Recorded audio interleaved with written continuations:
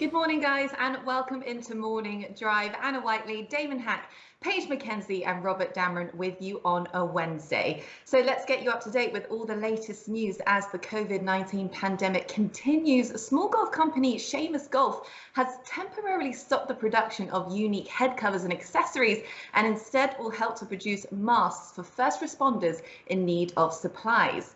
The UK have been forced to up their measures, which includes closing all golf courses until further notice to help combat the spread of the virus. And the USGA have made an official statement as to the status of the US Open. So, quoting, "We continue to hold the dates for the US Open at Winged Foot in June and monitor all available guidance and regulations from the CDC, WHO, and other federal, state, and local authorities to do what is in the best interests of the community for the health and safety of all of those involved.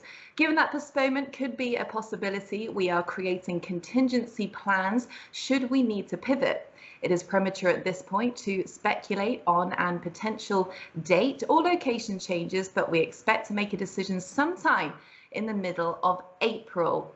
So, guys, big decisions to be made on the US Open. But when you think of the US Open being played at Winged Foot, you think of only one player, and that is Phil Mickelson. He currently hasn't qualified into the field. He's just on the outside of that world top 60 at the moment. But we know this is the major that is between him and the career Grand Slam. 6 runner-up places and none more heartbreaking, Damon Hack, than back in 2006 at Winged Foot. You were there on that day. Just describe to everybody what the atmosphere was like, especially going up that 72nd hole.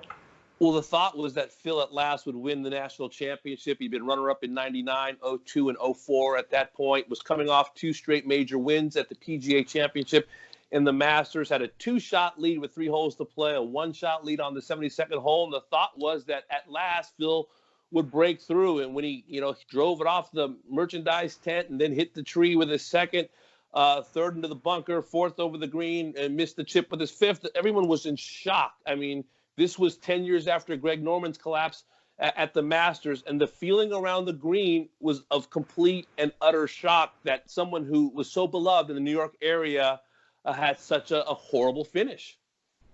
Robert, I'll come to you on this. I mean, I can't imagine how devastating Phil Mickelson was after that. And to go back to the scene of the crime, is there any way that this time off, if Phil is to qualify to play at the US Open, could that help him sort of mentally prepare to going back?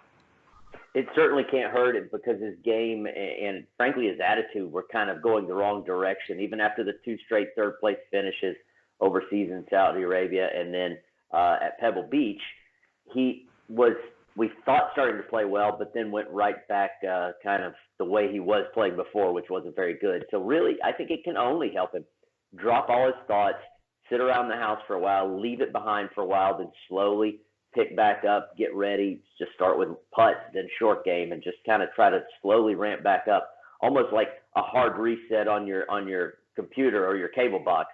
You unplug it for a while, you plug it back in, and hope it slowly gets back to where it was before. And it works with golf. It works with golfers when you do have those natural breaks. And for him, Robert, you nailed it. Start with the putting. As much as he's talked about hitting bombs this season, really the magic club that makes the difference in his game, and it's proven year after year after year. When his putting's on, the rest of the game follows. So I think for Phil Mickelson, perhaps I agree with Robert in that it will help to have a little bit more time off, maybe work on the things that really are important to his game.